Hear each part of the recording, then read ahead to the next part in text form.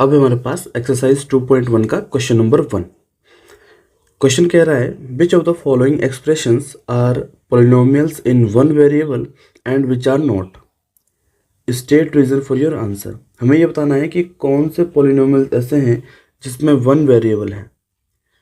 और हमने इंट्रोडक्शन में ये देखा था कि हम उन्हें ही पॉलिनोमियल्स मानते हैं जिनकी वेरिएबल्स की पावर होल नंबर्स में होती हैं।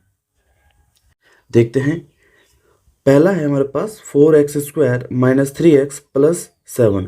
यहाँ पे हमारे पास x वेरिएबल है और उसकी जो पावर है यहाँ पे 2, यहाँ पे 1, ये होल नंबर पे है। तो yes it is a polynomial. Yes it is a polynomial. मैं पॉलिनोमियल को p से डिनोट कर रहा हूँ। नेक्स्ट है y² प्लस √2। अब देखो वेरिएबल तो y है, इसकी पावर होल नंबर पे है। जो ये √2 है ये कांस्टेंट टर्म है, ये रूट में आए किसी में भी आए हमें कोई मतलब नहीं। हमें वेरिएबल और वेरिएबल की पावर से मतलब होता है। वेरिएबल की पावर होल नंबर है तो लिखेंगे yes it is a polynomial. Polynomial in one variable. Next देखो 3t की पावर ये √t है प्लस t√2। अब ये √t को देखो, मैंने जैसे कि आपको इंट्रोडक्शन में भी बताया था कि जिसकी जो रूट में होता है उसकी पावर 1/2 होती है। अगर ये क्यूब रूट होता, जैसे कि यहाँ 3 होता, तो इसकी पावर 1/3 होती। तो ये होल नंबर पे नहीं है, it is not a whole number. तो लिखेंगे no it is not a polynomial. It is not a polynomial. इसके रीजन में भी लिखाऊंगा। सॉरी। फोर्थ हमारे पास y प्लस 2/y। यहाँ पे y वेरिएबल है। 2/y को देखो, 2/y, और जब ये ऊपर आएगा y, नीचे तो इसकी पावर +1 है, जब ये ऊपर आएगा तो इसकी पावर -1 हो जाएगी, जो कि होल नंबर नहीं है। तो ये भी क्या जाएगा, no it is not a polynomial. Last वाले को देखो, यहाँ पे एक वेरिएबल x है, दूसरा वेरिएबल y है, तीसरा वेरिएबल t है। तो ये पॉलिनोमियल इन वन वेरिएबल नहीं होगा, ये होगा पॉलिनोमियल इन 3 वेरिएबल। और इनकी जो पावर है वो तो ठीक है, होल नंबर पे है। तो ये भी हो जाएगा हमारे पास no it is not a polynomial. इसके रीजन लिखते हैं। देखो इन दोनों के रीजन सेम हो जाएंगे। पॉलिनोमियल इन वन वेरिएबल भी है और इनकी पावर भी होल नंबर पे। तो लिखेंगे यहाँ पे बिकॉज, दोनों के लिए एक ही रीजन हो जाएगा, because it has, because power of power या exponent of variable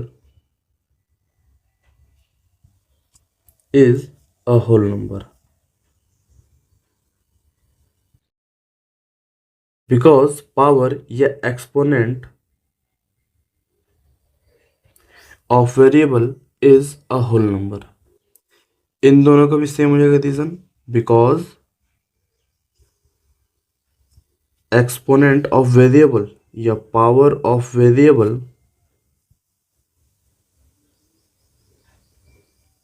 is not a whole number.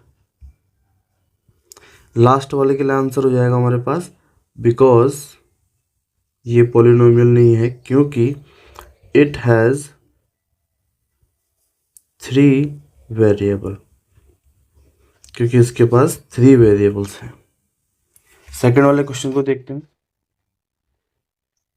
Second वाला है हमारे पास write the coefficient of x² in each of the following. हमने इन चारों पार्ट में x² का कोएफिशिएंट देखना है। हमारी जो नज़र रहेगी वो x² पर रहेगी, ना x ना x³, ओनली x²। देखो पहले पार्ट में जो x² है इसके आगे क्या लिखा हुआ है, इसके आगे कुछ नहीं लिखा हुआ, तो हम क्या मानते हैं, 1 मानते हैं। हम 0 क्यों नहीं मानते। लेट सपोज कि हमने x² के आगे 0 माना, तो ये तो पूरी टर्म 0 हो जाएगी। 0 किसी के साथ मल्टीप्लाई होने पर प्रोडक्ट 0 ही देता है। और 1 मानेंगे तो यहाँ पे एक्स स्क्वायर का एक्स स्क्वायर ही रहेगा, तो एक्स स्क्वायर का कोफिशिएंट हो जाएगा पहले पार्ट में 1। सेकंड पार्ट में देखो, ये एक्स स्क्वायर है, इसका कोफिशिएंट है, ये एक्स क्यूब है या एक्स स्क्वायर, इसका कोफिशिएंट है माइनस का 1, माइनस का 1। थर्ड पार्ट में एक्स स्क्वायर का कोफिशिएंट π/2 है, π/2।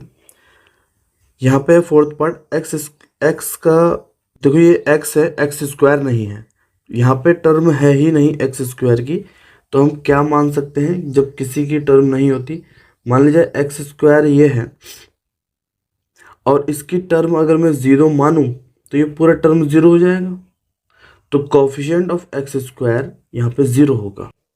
क्वेश्चन सेकंड भी कंप्लीट।